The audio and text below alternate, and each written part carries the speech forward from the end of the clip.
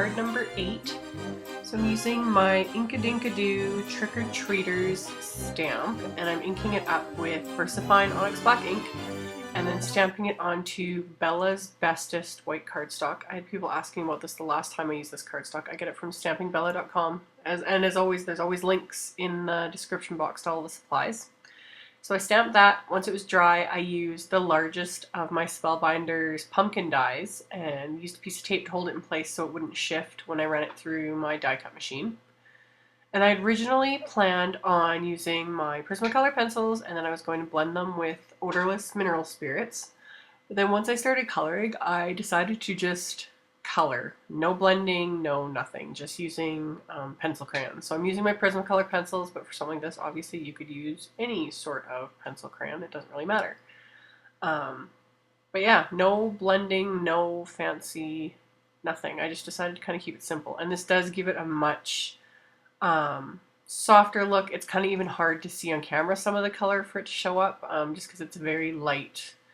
And I was also using a very light hand doing this too. Only when I was doing like his little werewolf outfits, hair and stuff, I used a harder pressure to give it a bit more like texture looking and kind of made it messy.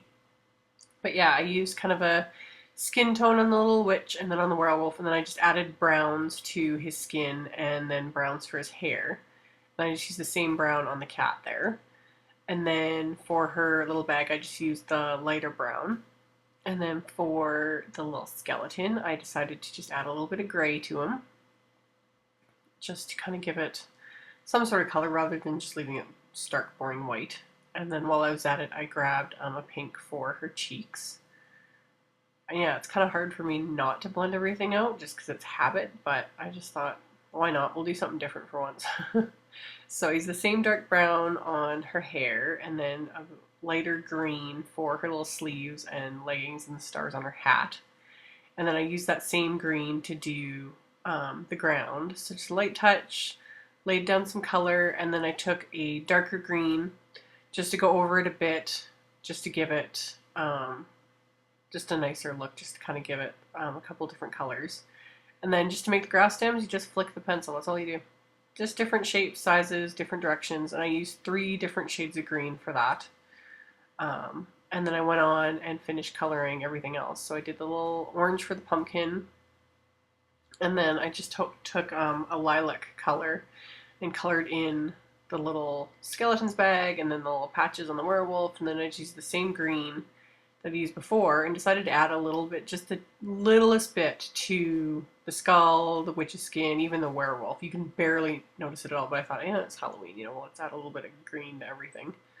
So kind of added that, and then deepened up around the bag a little bit, just add a bit of definition, because like I said, it's hard for me to not like blend everything out and make it all more vibrant and pop and everything.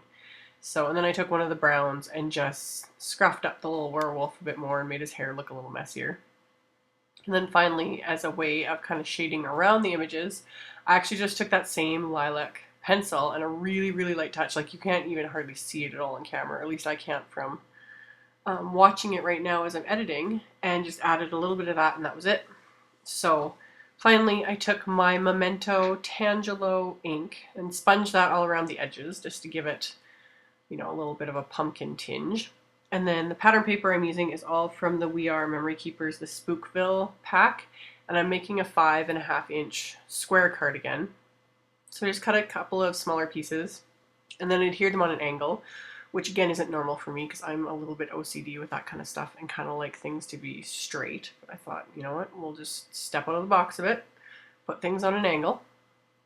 And then my, of course, AmyR's 2 tones purple ribbon, I had to use that. So I wrapped one piece around the card front and then cut a second piece to tie into a bow. And just in case you have never watched my videos before, but my ribbon curls just because of the way I store it on doll pins. I do have a video of that on my channel. The ribbon does not come curled. Like, it's just like that because of the way I store it. So anyway, I had to pull out my Favorite Things Leafy Flourish die. I've been using it obviously quite a lot lately, but it just works for everything. Like, it's kind of one of those ones that's just versatile. Like, I love it. So I cut a couple scraps of green cardstock from it, just using the ends of the die, and then adhered those to the top of the little pumpkin. So that just kind of added a cute little touch, I thought. And then I die cut a smaller pumpkin from one of the orange pattern papers, and then just inked up a sentiment from my Ghostly Greetings set and stamped that onto there. And then of course I cut a couple more little flourishes from the green cardstock, and I'm just using Tombow Mono Multi to adhere them to the card front. And then once I've got that all adhered, she looks really cute. So got that done, and then dug through my stash of orange brads and chose a couple different colors in a couple different sizes. And then I'm just using my Stampin' Up! Matte pack to line up all the holes and just place them along the edge where I have the ribbon. That just kind of finished it off there. And then, as always, ATG adhesive, and I had matted that with the same color of green cardstock that I used for the little flourishes, and then adhered that to the actual card itself, which is black cardstock, and like I said, 5.5 inches square. And finally, of course, I had to add some stickles. So I used the grape ice for the purple. I'm barely squeezing the tube at all.